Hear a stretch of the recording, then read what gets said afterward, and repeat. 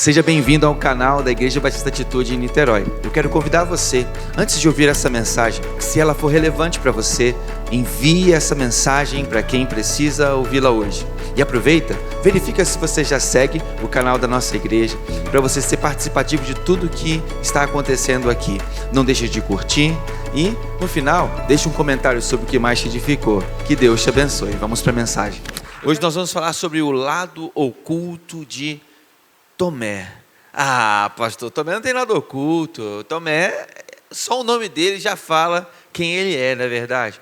E se eu te falar que o lado oculto de Tomé é um lado bom? Olha aí, ó. O que você não sabia sobre Tomé é uma coisa boa sobre ele. Mas a verdade é que a série Lado Oculto não tem o objetivo de falar mal de ninguém, apesar de que eu brinco, né? De quem que nós vamos fofocar hoje, né? Mas o objetivo não é falar mal, mas é encontrar na fragilidade dos homens de Deus algumas verdades. A primeira verdade é que Deus usa seres humanos não são heróicos, não são frágeis. Quer dizer, que são frágeis, né? Que não são heróicos. Usa pessoas normais, com defeitos iguais a gente. Ontem eu assisti a Odisseia, e realmente, 3 horas de filme.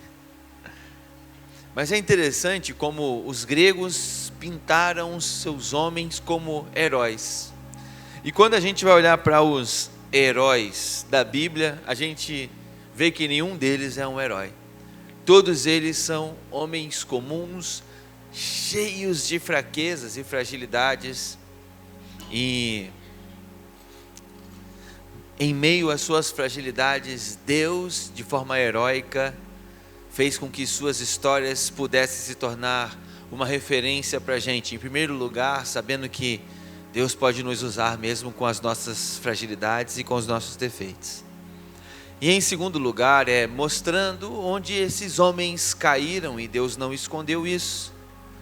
Porque eu já disse aqui, vou repetir, essa série só é o lado oculto, não porque Deus escondeu, porque está tudo lá na Bíblia, mas a gente às vezes não percebe.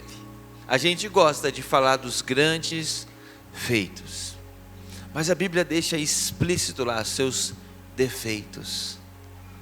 E em seus defeitos nós podemos ver primeiro que Deus usa pessoas frágeis e pecadoras. E isso é tão precioso, porque significa que se Deus fez uma obra linda na vida deles, Ele pode fazer na nossa também.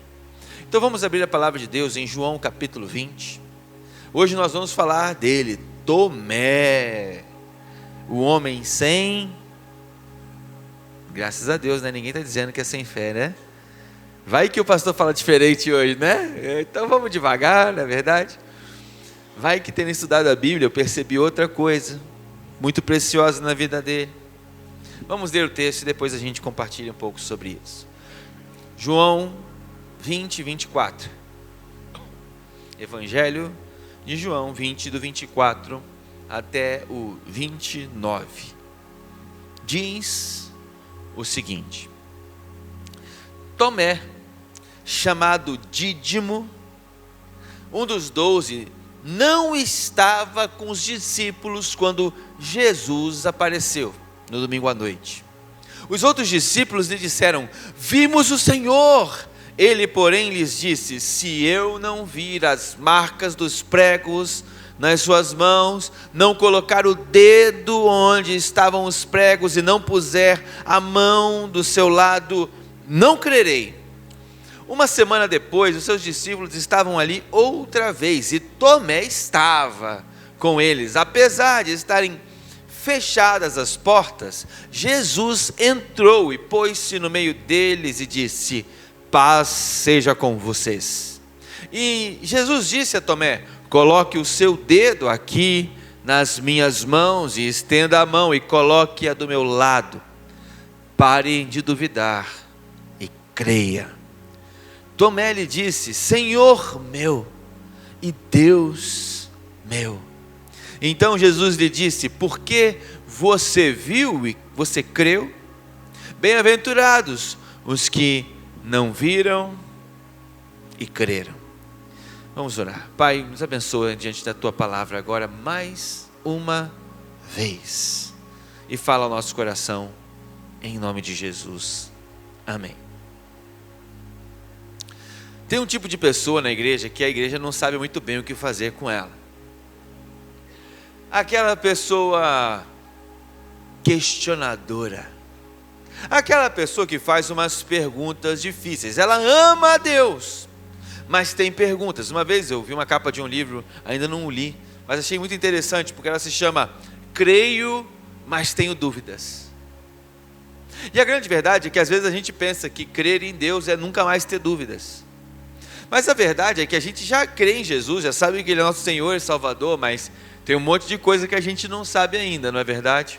E eu amo essas pessoas que às vezes a gente enxerga de forma embaraçosa, que tem muitas dúvidas, que tem muitas perguntas, e às vezes elas levam as piores perguntas para os lugares mais inconvenientes.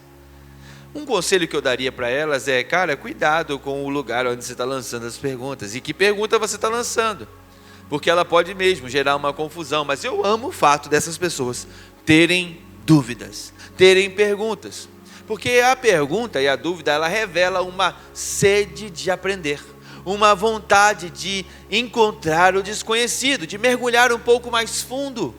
Os questionamentos não deveriam ser encarados na igreja como algo ruim, mas como algo gracioso, algo maravilhoso, algo que está conduzindo aquela pessoa ao crescimento.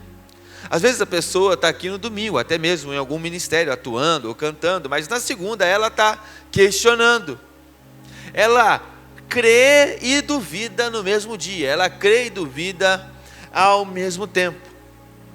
E às vezes até na mesma oração, ela afirma algo que ela crê em Deus, mas ela também coloca as suas dúvidas diante de Deus. Às vezes a pessoa pensa, mas por que tanta coisa acontece ruim no mundo se Deus é bom? Já ouviu alguém perguntar isso? Ou talvez mesmo você já se perguntou isso? Alguém que perdeu um parente muito próximo e a sua fé sucumbiu de certa forma. Existe um dos cristãos mais extraordinários da história chamado C.S. Lewis, ou C.S. Lewis, para quem quer falar em português comigo aqui, né? C.S. Lewis, ele foi um cara que quando a sua mãe morreu, ele se tornou ateu. Ali por volta dos 18 anos. E ele se tornou um ateu ferrenho, que defendia o ateísmo de uma forma extraordinária, e o seu objetivo de vida passou a mostrar como Deus não existe nada. Mas não era fruto de simples ciência, era fruto de uma mágoa pessoal, de não acreditar que poderia mais crer em um Deus que permitiu que a sua mãe, que era tão preciosa para ele, morresse de uma doença tão hostil. Mas interessantemente, depois de continuar perseguindo argumentos para provar que Deus não existe, pela lógica e pela influência de amigos, aos 30 e poucos anos, se não me engano, aos 32 anos, ele se converteu. E ele tem um artigo chamado A Queda de um Ateu, explicando como ele, um dos ateus mais ferrenhos e perspicazes, se rendeu a Cristo e passou a ser um dos cristãos mais influentes do século XX, chegando a protagonizar um programa de rádio durante a Segunda Guerra Mundial, trazendo palavras cristãs de esperança para toda a Inglaterra. Esse programa de rádio se tornou o seu livro mais famoso, chamado Cristianismo Puro e Simples. É um dos livros mais vendidos sobre o cristianismo na história, e é realmente extraordinário. Foi o primeiro livro cristão que eu li de verdade. Eu já tinha lido outros, mas esse foi aquele que mudou a minha vida. E eu já era cristão, mas algo foi ativado dentro de mim, inclusive o meu chamado pastoral testificado durante a leitura desse livro. Então C.S. Lewis, ou C.S. Lewis, né? Ele é um exemplo de que Deus não odeia os questionadores sinceros.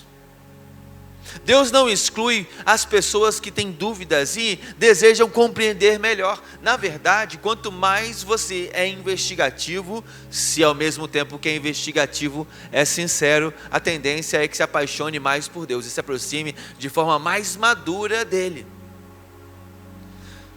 Quem é do campo da história hoje, se for pesquisar com seriedade, vai descobrir que os maiores acadêmicos do mundo hoje da área da história concordam que Jesus existiu. Sabia disso? Quanto mais você questiona a existência de Jesus, mais evidências você encontra que ele realmente existiu. O que eles não fazem é dizer, então ele era Deus. Porque aí é pedir demais às vezes desses caras que partem de uma linha ateísta. Mas nenhum deles mais pode negar que Jesus passou por essa terra. Tem mais documentos sobre Jesus do que sobre os imperadores de seu tempo. Muito mais. Tem mais provas da existência deles do que qualquer outra pessoa na história. Então, Jesus não tem medo das nossas perguntas. Então ele não é um problema. Se você é essa pessoa questionadora, ou é alguém que ama alguém que é muito questionador, essa palavra é para você, porque hoje a gente vai falar da história desse cara que a igreja, durante o seu tempo, apelidou injustamente por 2000 anos, de homem sem fé. Mas esse homem foi um pouco injustamente designado dessa forma, porque ele foi diagnosticado pela sua pior semana de vida, pelos 8 dias mais frágeis da sua história. Eu te pergunto, se a gente te julgasse pelo pior dia da sua vida, ia ser uma coisa boa? E o relato ia ser bom sobre você?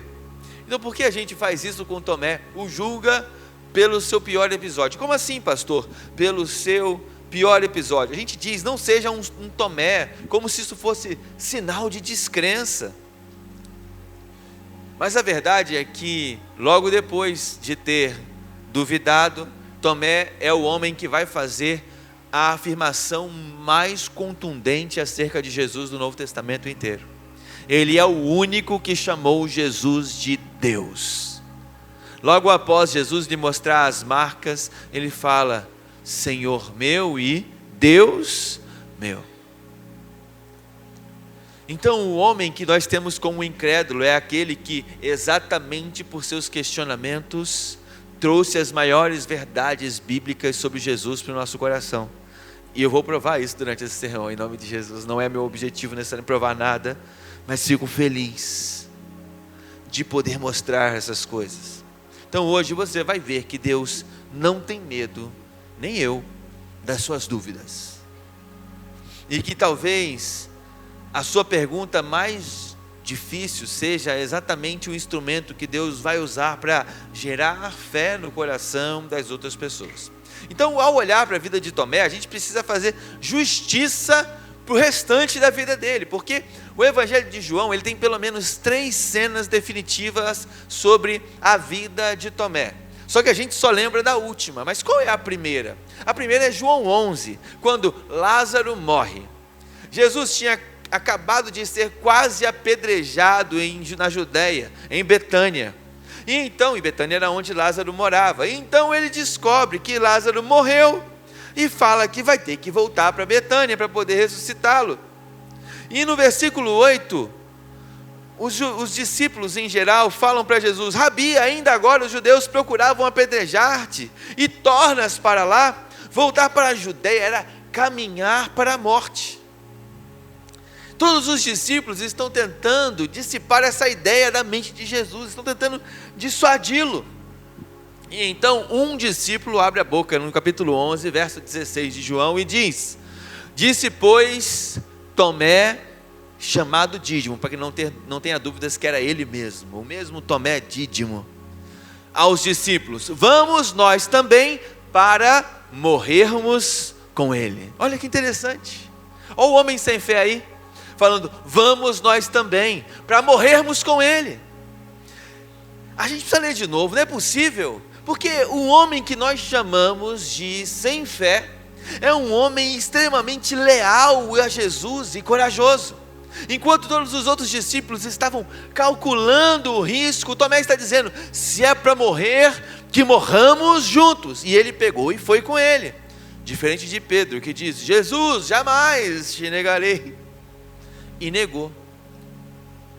Então, a primeira frase de Tomé registrada na Bíblia é um exemplo de vida para qualquer cristão na história, porque não é uma dúvida, é a maior e corajosa lealdade dita por qualquer discípulo antes da cruz.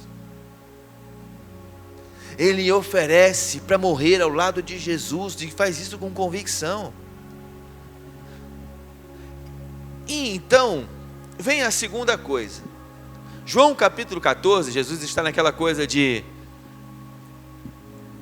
crede em Deus, crede também em mim. Na casa de meu Pai, não se turbe o vosso coração, crede em Deus, crede também em mim. Na casa de meu Pai há muitas moradas. Se assim não fora, eu vos teria dito: vou preparar-vos lugar. E se eu for e vos preparar lugar? E aí Jesus começa a discorrer esse texto e fala: vocês conhecem o caminho para onde eu vou. E então, de repente, todos os discípulos acenando com a cabeça, concordando com Jesus, Tomé levanta a mão para ser questionador.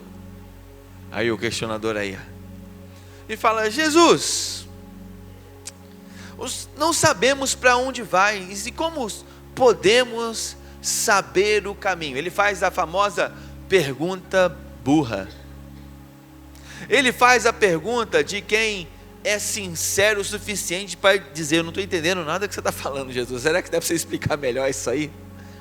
Eu amo isso em Tomé. Ele tem a sua curiosidade aguçada de uma forma muito boa, de uma forma que deve ser reconhecida não como uma fraqueza, mas como uma qualidade. Então, porque ele fez essa pergunta perspicaz, é que Jesus falou a frase das que a gente mais ama na Bíblia: eu sou o caminho, a verdade e a vida. Ninguém vem ao Pai senão por mim. Esse é o verso 6 de João 14, que vem depois do verso 5, onde ele diz: Jesus, não sabemos para onde vais e como podemos saber o caminho. O que eu vejo aqui é um Tomé inspirado pelo Espírito Santo para perguntar coisas que hoje se tornaram respostas de Deus para o nosso coração. Esse é Tomé.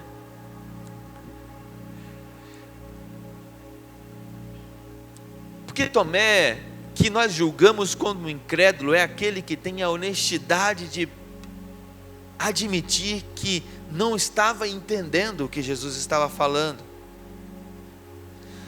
A sua pergunta alimentou 2000 anos de fé na igreja durante a história do cristianismo. Isso mostra que Tomé não é um homem cético e frio.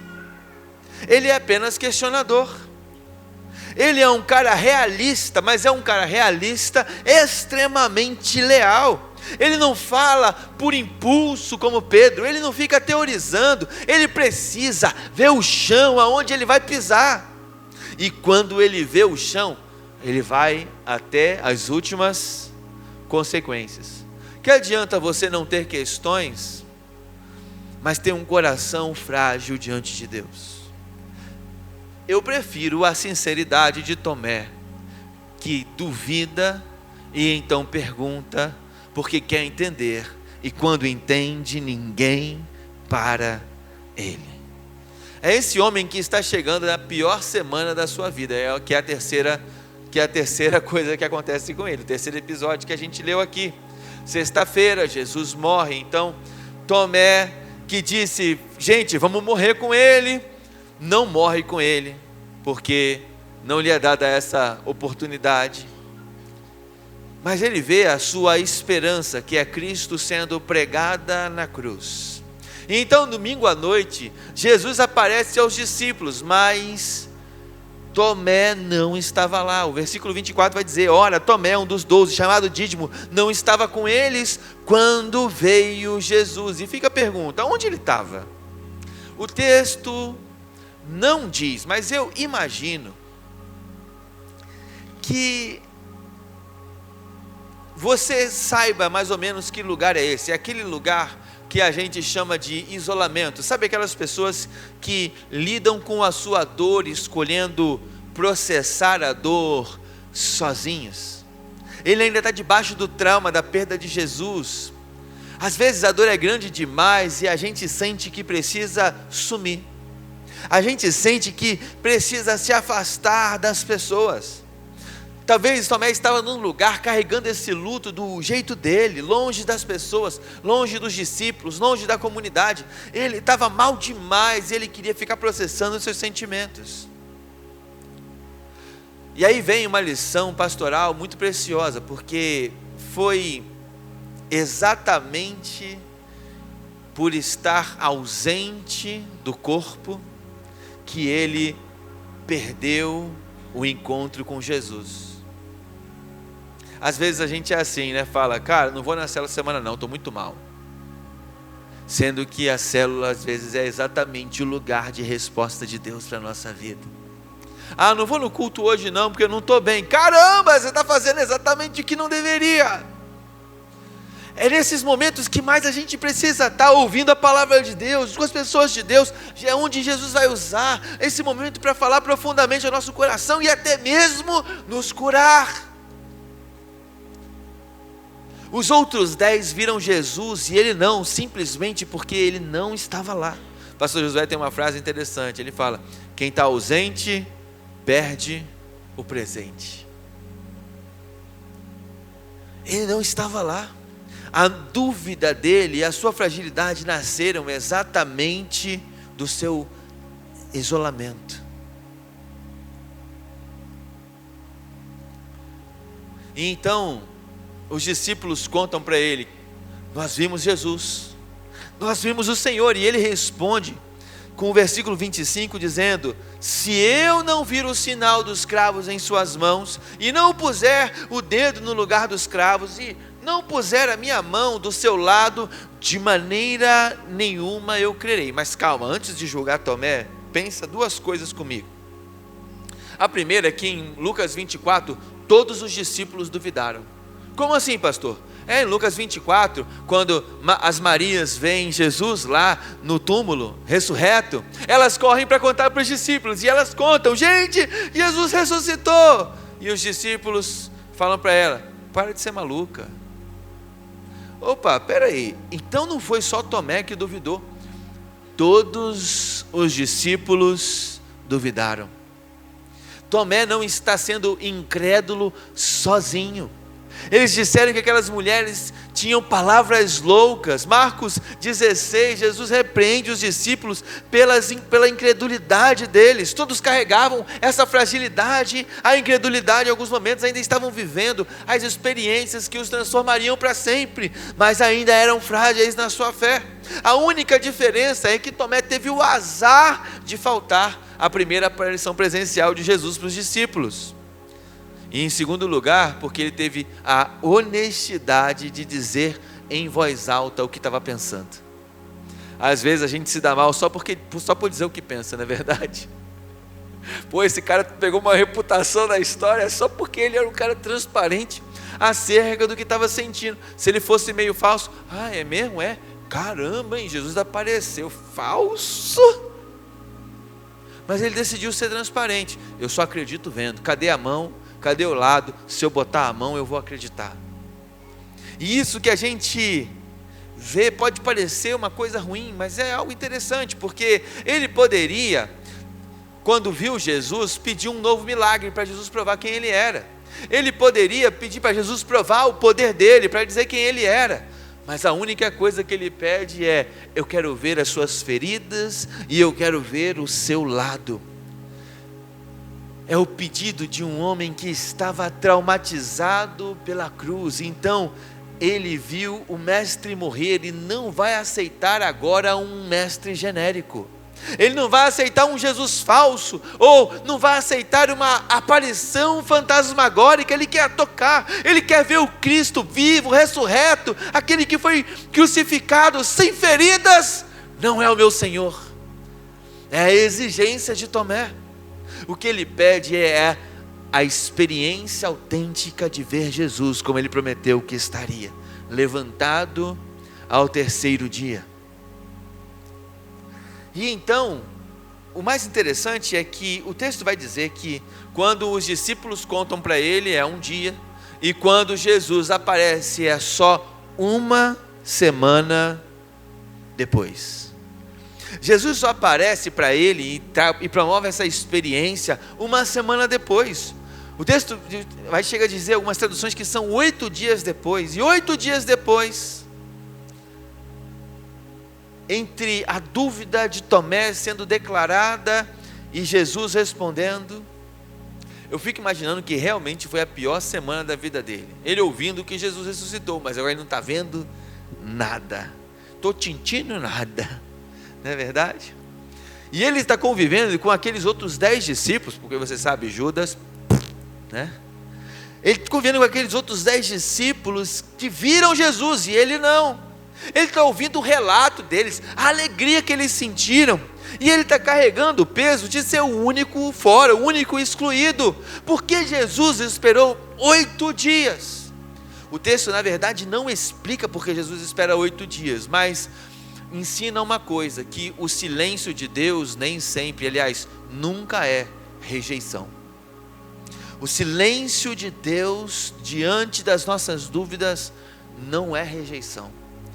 Se Deus ainda não falou com você, acalma o seu coração, não significa que Ele está te rejeitando ou te ignorando. Jesus já sabia as exigências de Tomé de ver sua mão e seu lado, e estava a caminho. Só que Jesus é assim, Ele não segue o nosso calendário, Ele segue o próprio calendário dele, porque a Bíblia diz que a vontade dele, a forma dele fazer é boa, perfeita e agradável. Então esses 8 dias, Tomé duvidando, aconteceu uma coisa extraordinária. Ele ainda estava ali, duvidando, mas presente. Ele não abandonou o grupo dos discípulos. Ele voltou para a comunidade, mesmo sem ter certeza. E no versículo 26, vai dizer: outra vez estavam seus discípulos dentro e com eles Tomé. A dúvida não fez com que ele se retirasse da mesa. Tomé poderia ter pensado: se não apareceu para mim é porque não me ama. Mas ele pensou, em vez de pensar isso, ele pensou: nunca mais quero ficar fora da mesa, porque quando ele aparecer eu quero estar presente para vê-lo. Percebe a diferença? Às vezes a gente é o primeiro caso. Se Jesus não fez isso, ou fez no dia que eu não estava, é porque Ele não me ama. Eu fui numa igreja muito pentecostal de revelação, entregou revelação para todo mundo, menos para mim. Nunca entrega para mim. É porque o calendário de Jesus não é o seu. E tem profecia que nem é profecia, e você fica querendo receber. Mas aí é outra história. Estou considerando que teve profecia verdadeira. Entende? 1000 caíram ao meu lado, 10.000 à minha direita, e eu não fui atingido com a profecia. Às vezes Jesus faz isso. Às vezes faz. Mas não é rejeição. E então,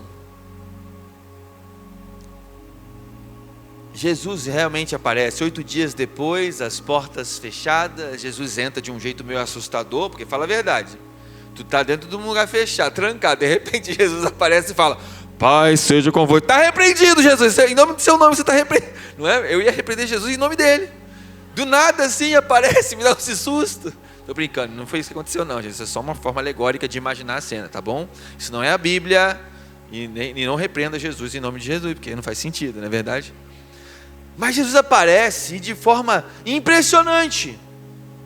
E quando ele aparece, ele se dirige a Tomé, ele se vira para Tomé, e ele primeiro não repreende. Lembra que eu falei da mulher samaritana semana passada, que Jesus, ao invés de chegar condenando-a por seus pecados, ele chegou pedindo água a ela? Ele faz igualzinho com Tomé. Ao invés de repreendê-lo, ao invés de expô-lo, ele não faz isso. Ele não diz: como ousa Tomé duvidar de mim, que sou Jesus? Ele não faz isso. Ele diz: põe aqui o seu dedo, vê as minhas mãos, chega a tua mão e mete-a ao meu lado. Não sejas incrédulo, mas crente.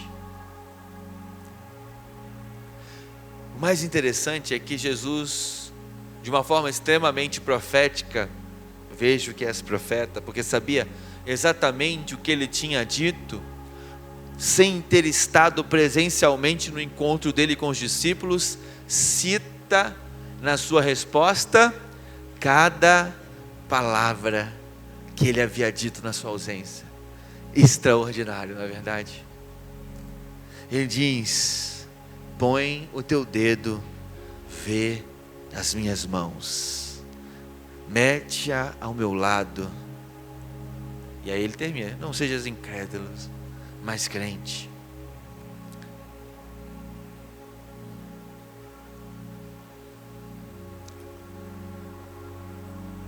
O mais lindo dessa história é que Tomé descobre nesse momento que ele é tanto o Cristo ressurreto, que ouviu a dúvida dele, ouviu suas palavras, estava lá mesmo não estando lá. Esse é Jesus. Quando pensamos que Ele não está, Ele está.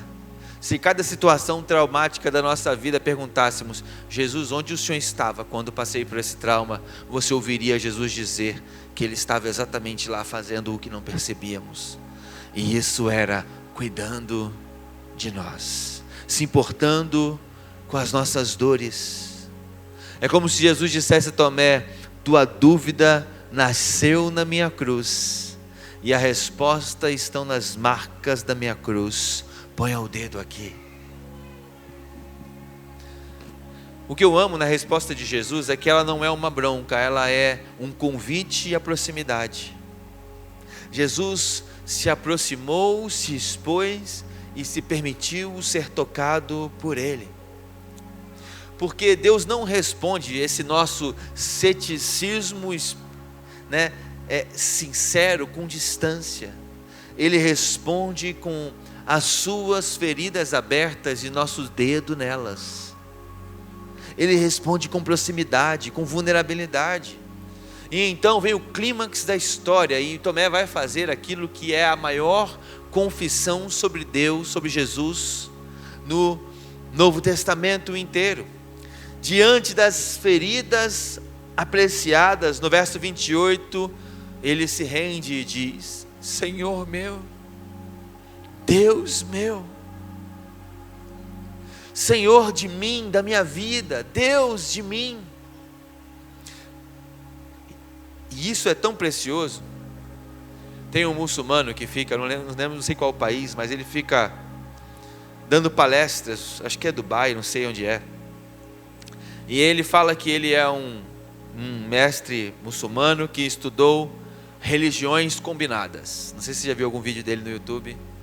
E sempre tem um cristão lá para fazer uma pergunta para ele, para deixar ele, né, na saia justa. E ele fala que se algum cristão provasse para ele que Jesus com a sua própria boca disse que ele era Deus, ele largava o Islã e se tornava um cristão. Mentira, porque já provaram várias vezes, mas ele não se permite ouvir. Mas é exatamente por essa expressão que Tomé nos abençoa tanto, porque em nenhum outro momento da Bíblia ninguém chamou Jesus de Deus, nos evangelhos, perdão. Pedro diz: tu és o Cristo, o Filho do Deus vivo. A mulher samaritana fala: tu és o Messias. Natanael fala: tu és o Filho de Deus. Marta fala: tu és o Cristo que deveria vir. Mas só quem disse que ele era Deus foi Tomé. Tu és meu Senhor e meu Deus. O Evangelho de João começa o capítulo 1 dizendo: no princípio era o Verbo, e o Verbo era Deus, e o Verbo estava com Deus, e o Verbo era Deus, e o Verbo se fez carne. E fecha o arco com Tomé dizendo: Senhor meu e Deus meu. No penúltimo capítulo de seu Evangelho, Deus escolheu através do Evangelho de João o homem duvidoso, o homem questionador, para fazer a maior de todas as afirmações sobre Jesus em toda a Bíblia. A dúvida mais famosa deu à luz a maior confissão de fé.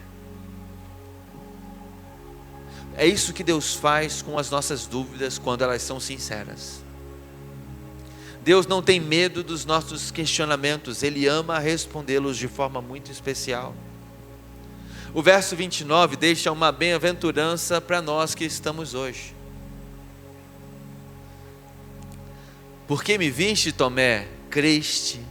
Bem-aventurados, porém, aqueles que não viram e creram. É a mesma palavra das bem-aventuranças do Sermão do Monte. A diferença é que essa palavra não é para Tomé, essa palavra é para nós. Talvez Tomé teve que passar a sua experiência de incredulidade, para que nós aprendêssemos exatamente o que Jesus pensa quando estamos passando pelas nossas incredulidades. E está nos ensinando que muito mais bem-aventurado é crer sem ver. Jesus olhou para frente através dos séculos e viu você, nos seus momentos de maior dúvida, nos seus momentos de maior fragilidade espiritual. Te viu nos momentos das noites onde a coisa ficou tão frágil para você e você falou: será que é verdade? Será que Deus está me vendo? Será que Deus está me ouvindo? Será que Ele se importa? Mas Jesus está dizendo: fique firme e creia. Bem-aventurados aqueles que não viram e creram. É uma promessa de Deus para nós.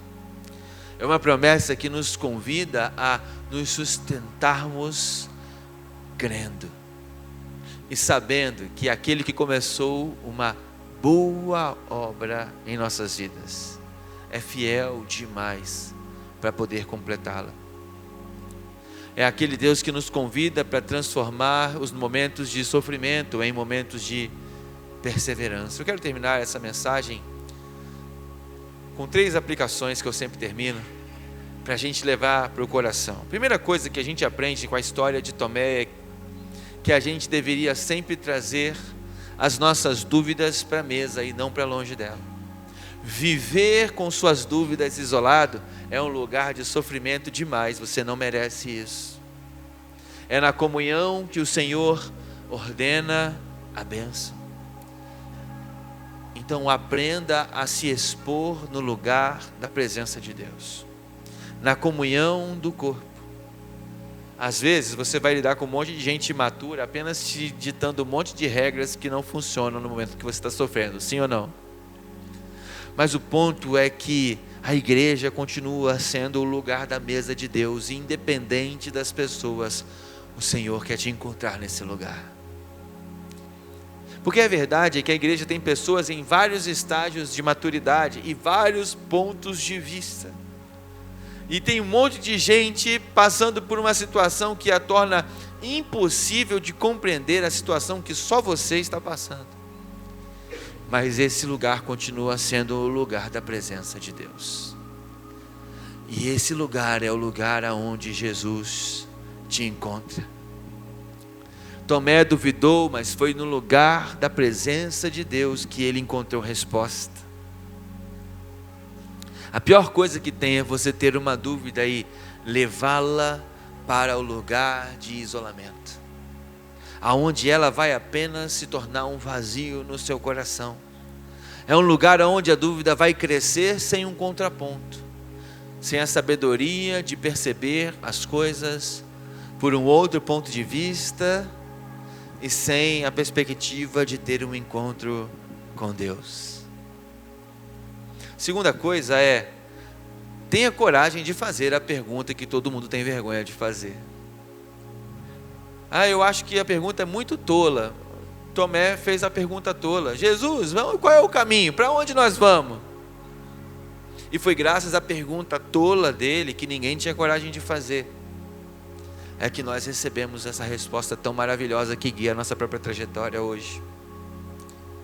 A pergunta ignorante de Tomé foi o que destravou o eu sou o caminho de Cristo. E a sua pergunta honesta pode ser exatamente a pergunta que vai gerar a resposta que vai transformar o coração das pessoas da sua célula. Ah, pastor, já sei, vou fazer então pergunta polêmica na célula. Está repreendido em nome de Jesus. Pergunte, mas depois, você e o seu líder. Se o líder ficar na dúvida, joga a conta para mim. Eu não sou Deus não, mas eu vou adorar responder. Vou adorar trocar ideia. Mas perguntas genuínas e sinceras, sem o objetivo de causar polêmica, são extremamente bem-vindas, por mais difíceis que elas sejam. Só chega a grandes respostas quem sabe fazer grandes perguntas. Terceira coisa é, aguarde sua uma semana ou os seus 8 dias sem sair da mesa. Entre a sua pergunta e a resposta de Deus pode haver uma semana e às vezes, não fique triste comigo, até 1 ano. 1 ano de silêncio, mas lembre-se, o silêncio de Deus não é sinônimo de rejeição. Jesus já ouviu a sua exigência de ver suas feridas, e Ele está exatamente nesse momento a caminho. A pergunta é se você vai estar no lugar da presença quando Ele chegar. O grande segredo da vida de Tomé não foi não ter dúvidas, mas é saber que o lugar para onde ele precisava levar suas dúvidas era para a presença de Deus. Talvez você esteja aqui hoje como alguém que tem dúvidas de fato, e algumas muito grandes, e dúvidas que até perturbam seu coração, mas você está no lugar certo. A igreja não é um lugar de pessoas melhores do que qualquer outro lugar do mundo. Aliás, eu fiz um vídeo essa semana sobre se tem mais hipócrita na igreja ou fora dela. E no final a resposta é que nos 2 lugares tem o mesmo número de hipócritas. Mas a única pessoa que decidiu tratar a hipocrisia no objetivo de curá-la foi Jesus. E Jesus, com a seriedade bíblica, espera-se que a igreja é o lugar onde se trata isso. Então a igreja é onde nós estamos dizendo, Jesus, trata a minha hipocrisia. A igreja então de fato não é um lugar de pessoas melhores que as outras, mas é o único lugar onde juntos estamos nos propondo a tê-lo como resposta para as nossas vidas. E Cristo é a resposta para todas as coisas. Todas as coisas. Cristo é a resposta para todas as perguntas.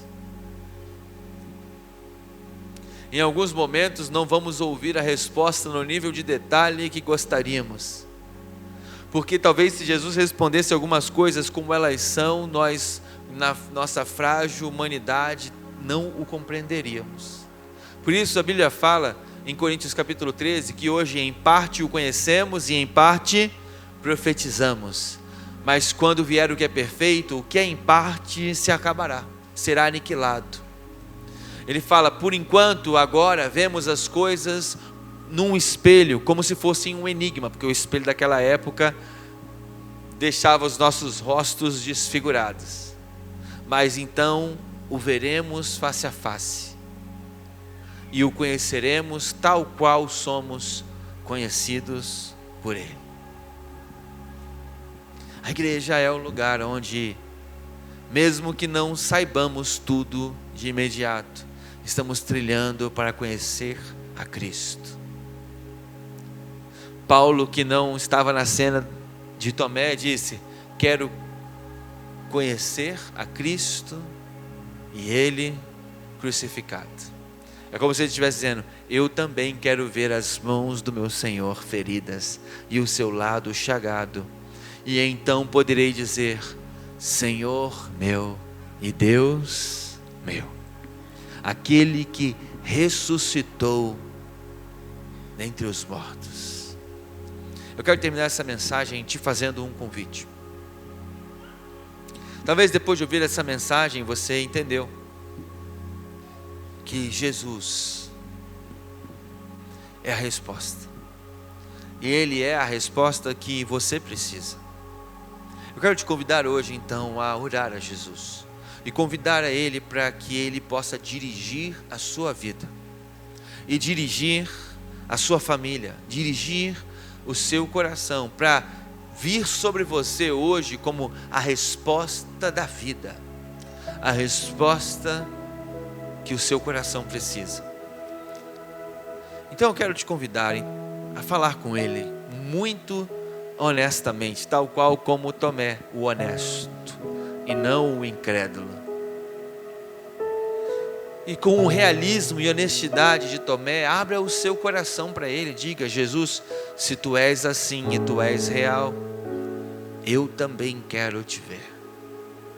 Eu também quero poder tocar a verdade da sua existência, poder tocar a realidade espiritual que o Senhor promete realizar no coração do homem. Faz na minha vida hoje.